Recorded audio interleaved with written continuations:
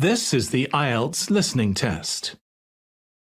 You will hear a number of different recordings and you will have to answer questions on what you hear. There will be time for you to read the instructions and questions, and you will have a chance to check your work. All the recordings will be played once only. The test is in 4 parts. At the end of the test, you will be given 10 minutes to transfer your answers to the answer sheet. Now turn to part 1. You are going to listen to a conversation between 2 friends who are discussing the organisation of a party. As you listen, answer the questions. Write no more than 3 words for each answer. First, you have some time to look at questions 1 to 5.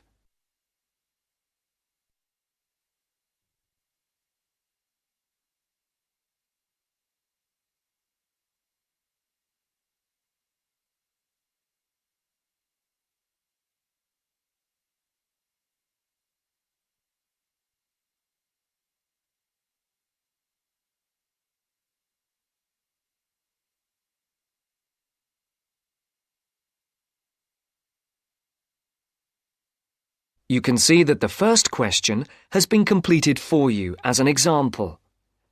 The part of the conversation relating to this example will now be played for you. Hi, Matt. Right on time. Have you been waiting long? 5 minutes. The buses were held up on the high street. Otherwise, I would have been early. Yeah, there's something wrong with them today. You can see that Caroline has been waiting for 5 minutes. Now the test will begin. You should answer the questions as you listen, because you will not hear the recording a second time. Listen carefully and answer questions 1 to 5. Hi, Matt. Right on time. Have you been waiting long? 5 minutes. The buses were held up on the high street. Otherwise, I would have been early. Yeah, there's something wrong with them today. Yes, I think so. OK, what shall we do?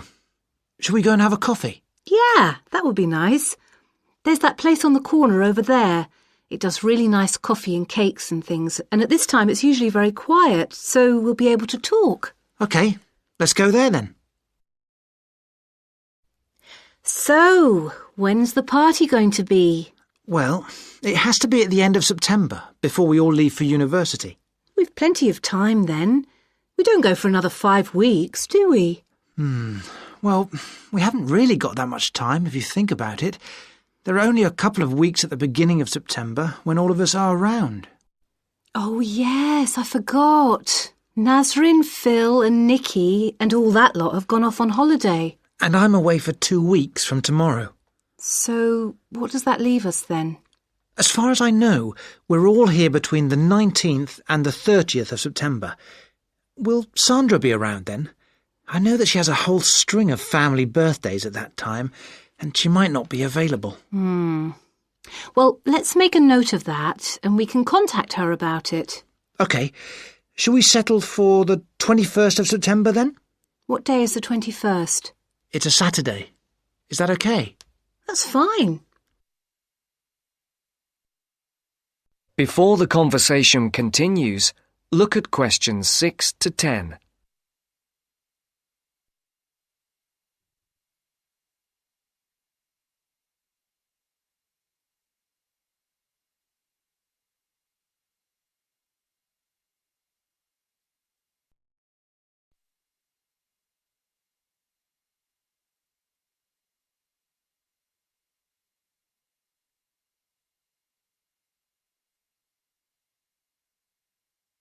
As you listen to the second part of the conversation, answer questions 6 to 10. For these questions, there are 3 alternatives, A, B, and C. Decide which alternative is the most suitable answer and circle the correct letter. And now for the tricky bit. Where are we going to hold it? Well, I spoke to Nikki last week and she volunteered her place as they have a huge house and garden. Oh, fantastic. Will her parents be around? Yeah, I think so, but she said they won't mind. Oh, right. Well, my parents wouldn't like it at all. Nor mine. But is it definite? Yes. When I spoke to her, she said it was definitely on. I'll just have to confirm the dates with her. We thought it would be one weekend in September, so I'll just have to make sure that that one is okay. One thing Nikki suggested, we could have a daytime party, as we could be outside if the weather is fine. Oh, wow. How far out does she live? It's not that far. Do you know where West Road crosses the bridge? Yeah. It's the first house on the right, with that huge drive up to the front door. Oh, right. I know exactly where it is. The road is off the A33 and runs north, then over the bridge and first on the right. I know it. Oh, the place is amazing. You know it has a big swimming pool. Does everyone know where she lives? Most of her friends do, but not all. But it doesn't matter, as we can put this map Nikki sent me in with the invitation. How shall we do the invitation? We can do it on the computer. I can scan the map and we'll put it all onto an A4 page. Is this the address? Can I just write the address down? It's 93 West Road, and I'll take the phone number. It's 477130. Right. There's one other thing. Yes? We're all giving £10 towards refreshments and food. There'll probably be a barbecue. Do you think that's enough? Oh, right. Yeah, that's fine. And everyone will have to help tidy up afterwards, including the boys. That is the end of part 1. You now have half a minute to check your answers.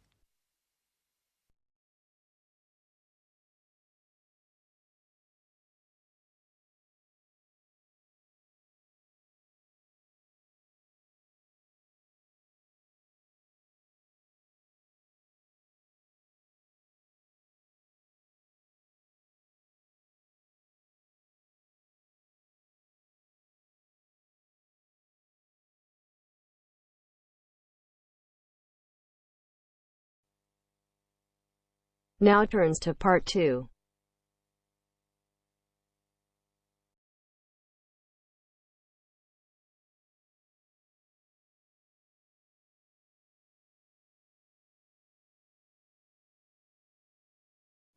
You will hear a talk on New Zealand radio about an art sale which is being held to raise money for charity.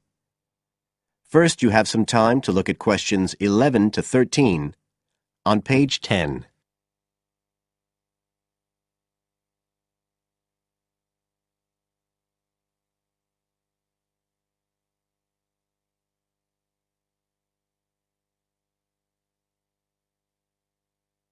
Now listen carefully and answer questions 11 to 13.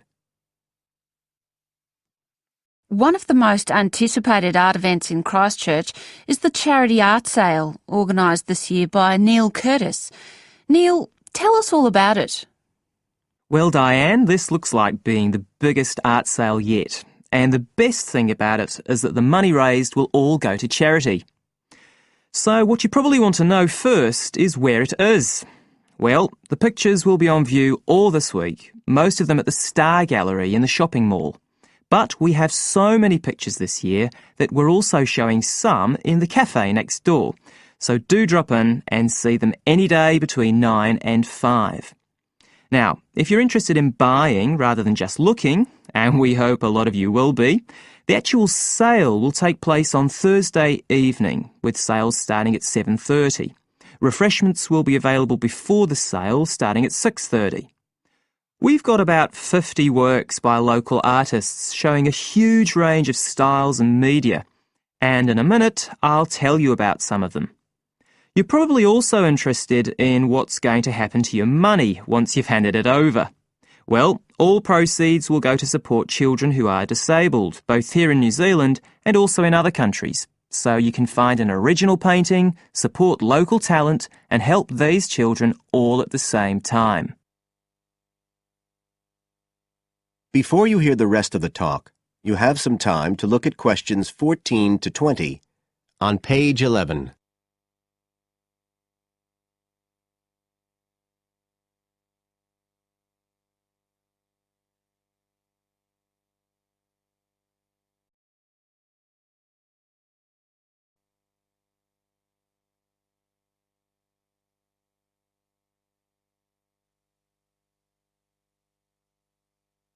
Now listen and answer questions 14 to 20. Now, let me tell you a bit about some of the artists who have kindly agreed to donate their pictures to the charity art sale. One of them is Don Studley, who has a special interest in the art sale because his 5-year-old daughter was born with a serious back problem. After an operation earlier this year, she's now doing fine, but Don says he wants to offer something to help other less fortunate children. Don is totally self-taught and says he's passionate about painting. His paintings depict some of our New Zealand birds in their natural habitats. One relative newcomer to New Zealand is James Chang, who came here from Taiwan 9 years ago at the age of 56. Mr. Chang had 13 exhibitions in Taiwan before he came to live here in Christchurch, so he's a well-established artist, and art has been a lifelong passion for him. His paintings are certainly worth looking at. If you like abstract pictures with strong colour schemes, you'll love them. Natalie Stevens was born in New Zealand, but has exhibited in China, Australia and Spain. As well as being an artist, she's a website designer. She believes art should be universal, and her paintings use soft colours and a mixture of media. Most of her pictures are portraits, so watch out, some of them may even be friends of yours. And then we have Christine Shin from Korea. Christine only started to learn English 2 years ago when she arrived in New Zealand, but she's been painting professionally for over 10 years, and she sure knows how to communicate strong messages through the universal language of art. She usually works from photographs and paints delicate watercolours, which combine traditional Asian influences with New Zealand landscapes, giving a very special view of our local scenery. Well, that's all I have time to tell you now, but as well as these 4, there are many other artists whose work will be on sale, so do come along on Thursday. We accept cheques, credit cards or cash. And remember, even if you don't buy a picture, you can always make a donation. That is the end of part 2. You now have half a minute to check your answers.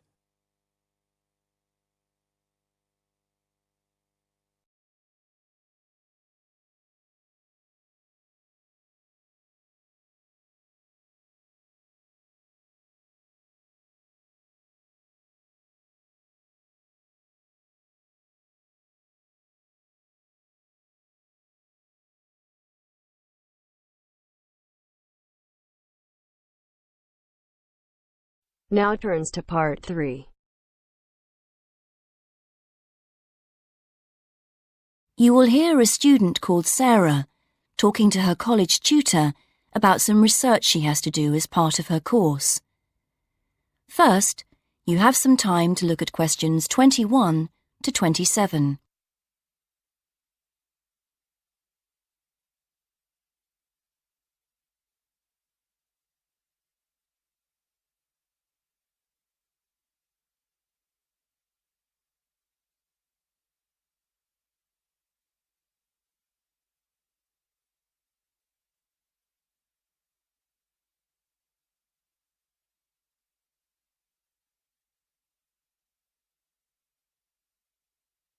Now listen and answer questions 21 to 27.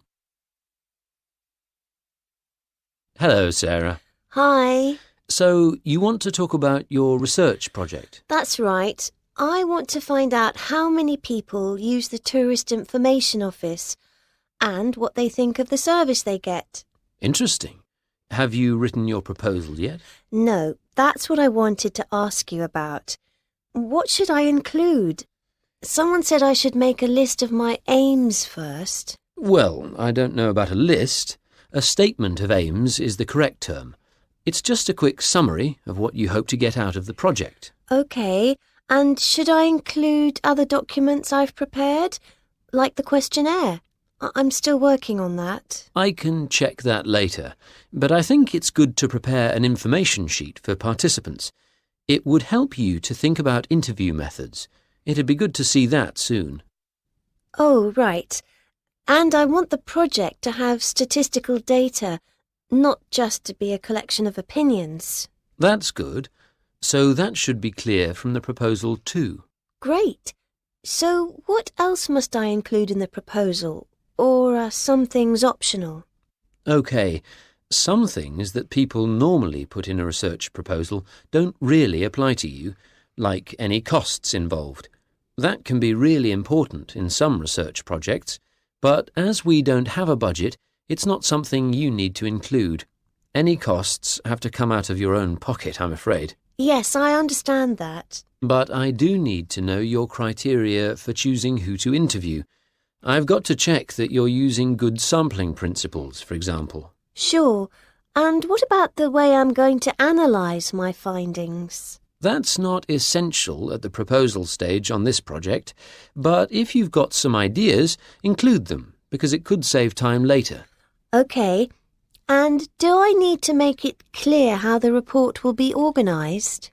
Oh, I'm going to be giving you a template to use, so there's no need to go into that in the proposal. Great, thanks. Before you hear the rest of the conversation, you have some time to look at questions 28 to 30.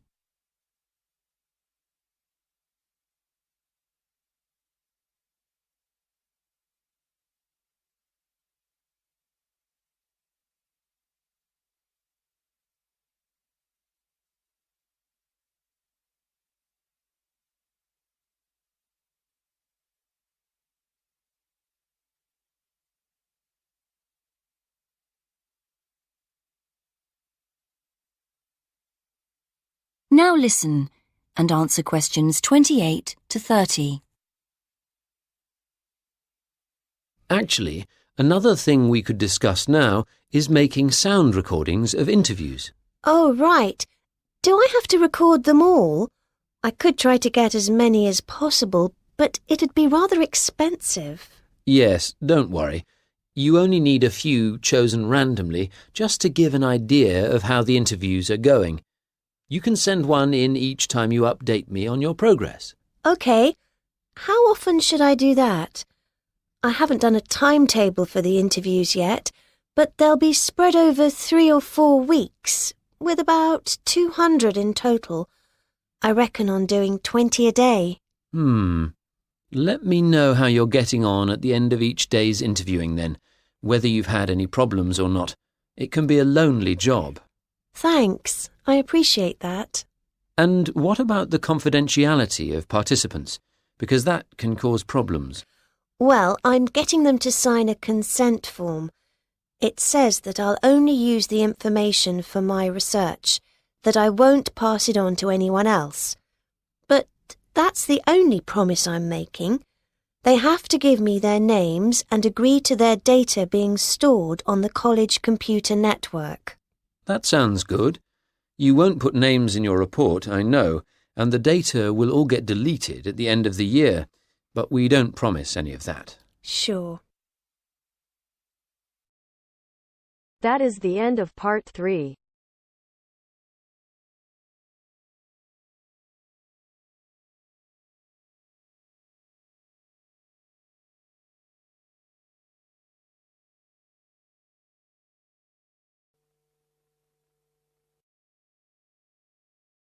Now turns to part 4. You will hear a talk given by Dr. Miranda James. First, you have some time to look at questions 31 to 35.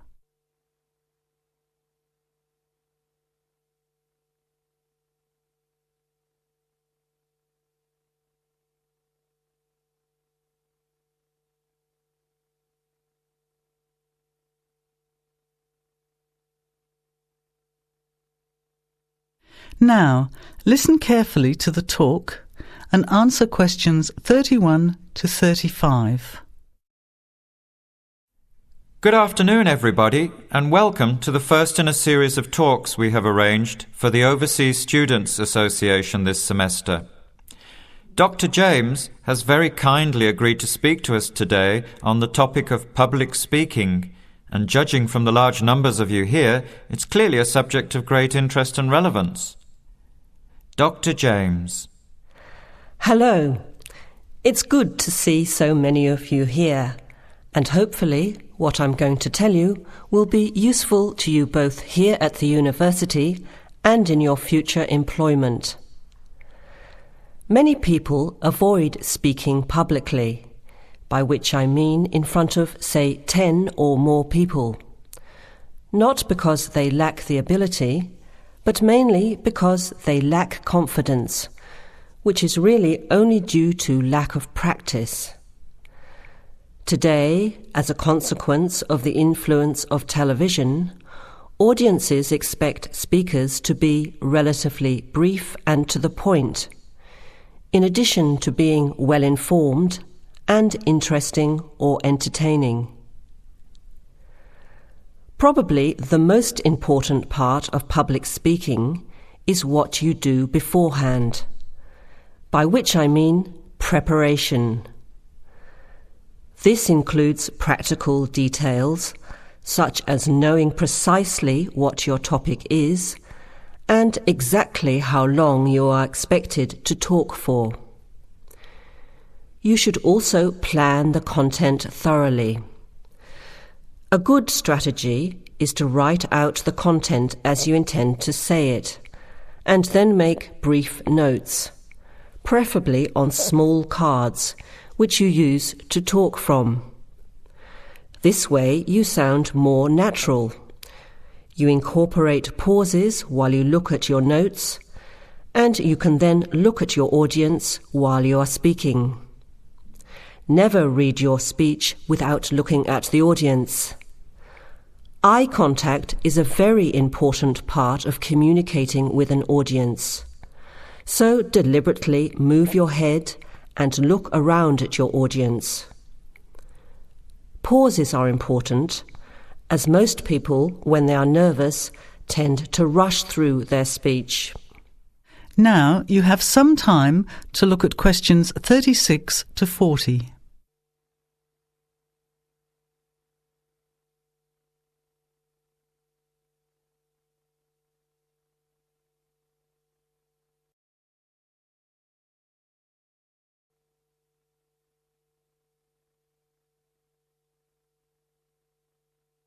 Now listen and answer questions 36 to 40. Practice speaking slowly. This gives you more time to pronounce your words correctly. It's always easier for your audience to listen to someone whose speaking is clear and calmly paced, so that they can understand the ideas being explained. And the bigger the group, the more slowly you should speak. Remember to project your voice, speaking clearly to the person furthest away from you. It's a good idea to rehearse and record yourself. Pay attention to your intonation when you listen to yourself. It's even harder if you're speaking in a second language, I would imagine. But there's nothing worse than listening to a flat, monotonous voice. So try to vary your tone and rhythm. This will add meaning to your words. Lastly, pay attention to both your posture and your gestures. A confident person stands or sits in a small group with their head up, chin out, and shoulders back. Try to avoid scratching or fiddling with your hair or beard, or pens, jewellery, and so on. These movements can distract and irritate your audience. Yet you may be unaware of them yourself. Another reason for rehearsing, preferably with feedback from a friend, or better still, on video.